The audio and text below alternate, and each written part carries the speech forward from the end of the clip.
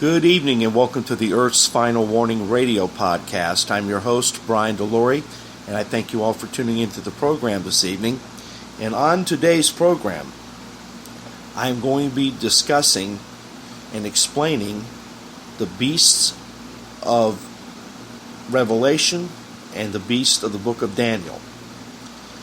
In order to understand the beasts of Revelation, at least correctly for the most part, you need to have an understanding of the beasts that are described in the book of Daniel. And I just want you to know that all of these beasts and these symbols and everything I'm going to be talking about today is very vitally important for you to understand, because we are all headed inexorably towards the end of this age. And unfortunately, the Bible does not have good things to say about the events that are to transpire at the end of this age. So it's vitally important for you to understand these things. The things that are now happening in our country, in the world, are all happening for a reason. All the unrest, all of the discord, all of the distress of nations were spoken of and predicted by the Bible. And unfortunately, most people are drifting happily along, blissfully unaware of what is coming in the future. They think that everything is just going to somehow work out, and I assure you that it isn't. That's not to say that God cannot work miracles. That's not to say that God can't intervene on our behalf. But you need to know that the time is coming, and now is, when these things are going to be are going to begin to happen. And that's happening right now. The prophetic events are beginning to take shape. And as you begin to study the Word, a lot of things are becoming clear. You understand why things are happening the way they are in this country and the rest of the world. So without further delay, let me take you to the book of Daniel. What we're talking about tonight is the beasts of Daniel and Revelation. I think it's vitally important that both are studied together, because the book of Revelation and the book of Daniel are inextricably linked together. And like I said, in order to have understanding of one, you have to have understanding of the other. They both are linked together. And if you don't have that understanding, then you're not going to have. If someone asks you a question, this is the biggest thing, the most important thing to me. You understanding this message that I'm going to present tonight is important, because there are people who have questions. And so it's up to you as the Christian to supply the answer. I mean, everywhere you turn, people are talking about what's going on in the world. They're talking about, is this the end of the world? They're asking these kinds of questions. And if you understand these things that I'm about to share with you, then you can provide them with an answer. One thing about it is, everyone who does not accept the Word of God, they have no answers. They have no understanding. As Christians, we understand why these things are happening, and we understand what's going to happen. We don't necessarily understand when it's going to happen, because the Bible does not tell us many things. The Bible tells us that they're going to happen, but not exactly when. We know that it will be in the end of the age, or the end times, and so it's safe to say, based on many of the things or the events that we've witnessed over the past several years, the past couple of decades, really, that we are living in the end of the age. We're living in the last days right now. And instead of being concerned with who the next president is and not to say that we shouldn't be concerned about that, but if you're just thinking that, okay, if we can just elect Donald Trump and he's going to make America great again, he's not going to do anything without God's permission. If God doesn't want America to be great again, it's not going to be great again. No man can save us. Only God can save us. Now, maybe that God is going to use Donald Trump to do this, or whoever. I believe Donald Trump is the best man for the job. There's others who disagree with me. You have your opinion, I have mine, and time will tell. But whoever gets elected as president, God is in control of all that. God is the one. If Donald Trump should get elected, Donald Trump will not be able to do one thing without the will of God being involved. You need to understand that. And so let's get with the message before I run out of time. I'm already 6 minutes into the program. I want to go to the book of Daniel, chapter 2. And let me just give you a little overview here. We're discussing these symbols and the beasts of Daniel and Revelation, and what these symbols and what all of these symbols do is reveal to us what the Bible says about world history. And by the way, all of these things validate and authenticate the Bible, because when you see that the things that have happened in the world from right now back hundreds and even thousands of years, you understand that God predicted that's what would happen. And so in this book of Daniel, we have a situation where King Nebuchadnezzar had a dream. And we'll start here with Daniel chapter 2. And it says, in the second year of the reign of Nebuchadnezzar, Nebuchadnezzar dreamed dreams wherewith his spirit was troubled, and his sleep brake from him. Then the king commanded to call the magicians and the astrologers and the sorcerers and the Chaldeans for to show the king his dreams. So they came and stood before the king, and the king said unto them, I have dreamed a dream, and my spirit was troubled to know the dream.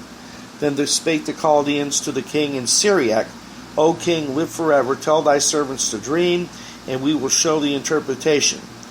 The king answered and said to the Chaldeans, the thing is gone from me. If you will not make known unto me the dream with the interpretation thereof, you shall be cut in pieces, and your houses shall be made a dunghill. But if you show the dream and the interpretation thereof, you shall receive of me gifts and rewards and great honor. Therefore show me the dream and the interpretation thereof. And they answered again and said, let the king tell his servants the dream, and we will show the interpretation of it. The king answered and said, I know of a certainty that you would gain the time, because you see the thing is gone from me. But if you will not make known unto me the dream, there is but one decree for you. For you have prepared lying and corrupt words to speak before me, till the time be changed. Therefore tell me the dream, and I shall know that you can show me the interpretation thereof. And the Chaldeans answered before the king and said, there is not a man upon the earth that can show the king's matter. Therefore there is no king, lord, nor ruler that asked such things at any magician or astrologer or Chaldean. And it is a rare thing that the king requireth. There is none other that can show it before the king, except the gods, whose dwelling is not with flesh. For this cause the king was angry and very furious, and commanded to destroy all the wise men of Babylon. And the decree went forth that the wise men should be slain. And they sought Daniel and his fellows to be slain. Then Daniel answered with counsel and wisdom to Arioch, the captain of the king's guard, which was gone forth to slay the wise men of Babylon. He answered and said to Arioch, the king's captain, why is the decree so hasty from the king? Then Arioch made the thing known to Daniel. Then Daniel went in and desired of the king that he would give him time, and that he would show the king the interpretation. So here we have a situation where the king has dreamed a dream. He's basically forgotten the dream, but by the providence of God, the dream made such an impression on him that he wants to know the meaning of the dream. He wants the interpretation, but he can't even remember the dream. And so this is something that should stand out to us. Now, a lot of these magicians and astrologers and so forth were paid to do this. They really weren't dealing with demonic powers in many cases. But there are also examples from the Old Testament where the magicians, for example, the magicians for Pharaoh, when Moses and Aaron went to tell Pharaoh to let Israel go, there was sort of a contest between the magicians and Aaron and Moses. And guess who won? Aaron and Moses. The magicians could do many of the things. You remember, if you read that in the book of, I believe it's Leviticus, no, Exodus, I'm sorry. Aaron would stretch out the rod, and certain miracles would be performed by God as a result. The magicians would then oftentimes duplicate those miracles. But in some cases, they were unable to. For example, when Aaron stretched forth his rod over the dust of the earth and it became lice, the magicians for Pharaoh attempted to do the same thing, and it didn't work. They couldn't do it. So there are limitations to Satan's power. Now, I didn't want to get off into all that, but that's just a little side note, something you can look up in your own prayer and study time and study that out. It's good for you to know these things. Anyway, so we have a situation here where these magicians and astrologers and the Chaldeans couldn't do what was the king had asked them to do, which was to provide the information, to provide the dream itself. And so the king was very angry. He was going to kill them all, and Daniel went in and desired of the king to have more time, and so the king granted Daniel the time, and Daniel went, and it says here in Daniel chapter 2 verse 17 that Daniel went to his house and made the thing known to Hananiah, Mishael, Azariah, his companions, that they would desire mercies of the God of heaven concerning the secret. They didn't want to die. These were all young men. And the last thing they wanted to do was die. And it says that they asked God for the mercies of heaven concerning the secret. And then it says in verse 19 that the secret was revealed unto Daniel in a night vision. Then Daniel blessed the God of heaven. Daniel answered and said, Blessed be the name of God forever and ever, for wisdom and might are his, and he changeth the times and the seasons, and he removeth kings and setteth up kings. That's a verse of Scripture you need to have in the forefront of your thinking this day and age. God is the one who puts kings in power. Here in verse Daniel chapter 2 verse 21, it says that God is the one who puts kings in power. He puts them up and he puts them down. God worketh all things according to the counsel of his own will. That's what the Bible tells us. Okay, so Daniel went to Arioch and told him that don't destroy the wise men of Babylon. I'm trying to hurry because I'm out of time. And Arioch brought Daniel in before the king in haste and said unto him, I have found a man of the captives of Judah that will make known unto the king the interpretation. Now, I'm not going to read all this for you, but Daniel went in and started to tell the king what the interpretation was of his dream. And he tells the king that I was not shown this for any wisdom that I have more than any living, but for their sakes that shall make known the interpretation to the king, and that thou mightest know the thoughts of thy heart. And then Daniel goes on to describe the dream King Nebuchadnezzar had. Thou, O king, sawest, and behold, a great image. This great image, whose brightness was excellent, stood before thee, and the form thereof was terrible. The image's head was of fine gold, his breast and his arms of silver, his belly and thighs of brass, his legs of iron, his feet part of iron and part of clay.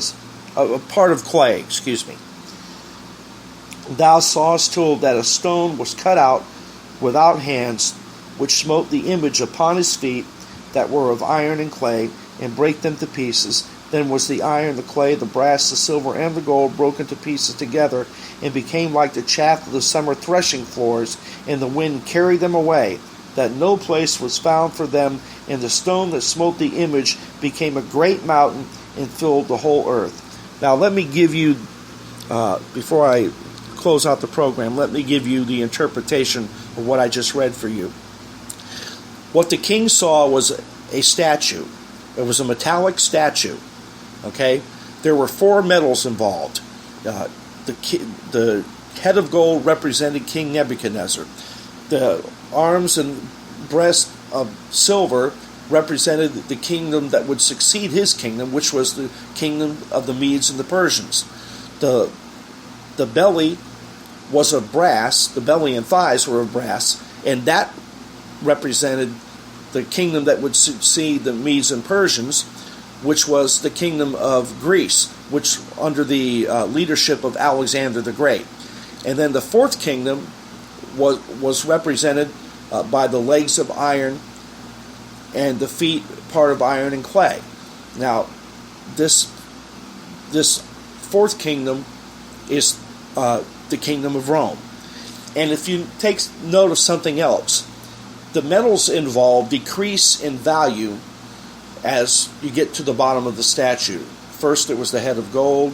Second was the arms and breast of silver.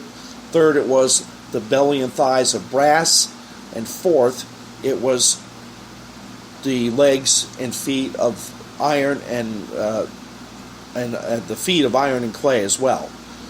And those metals all represent 4 kingdoms, and each kingdom, what that's telling us is that each kingdom decreases in value as we get to the bottom of the statue.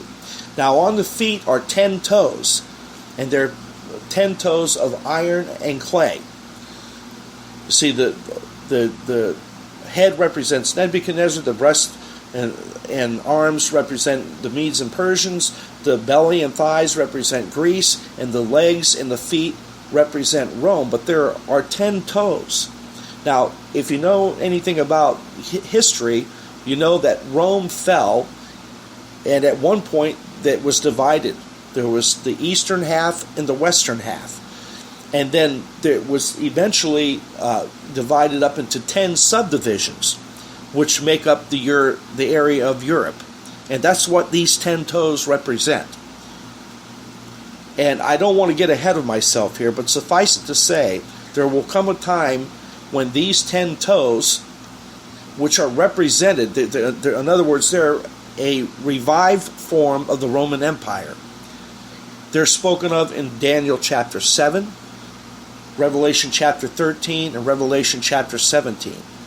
And at some point in the future, this stone will smite these kings when they're in power, because they're not in power yet, and will destroy them and will fill the whole earth. And that, of course, is the kingdom of Jesus Christ. But there's a lot more I need to explain, and I don't have time to go into it now.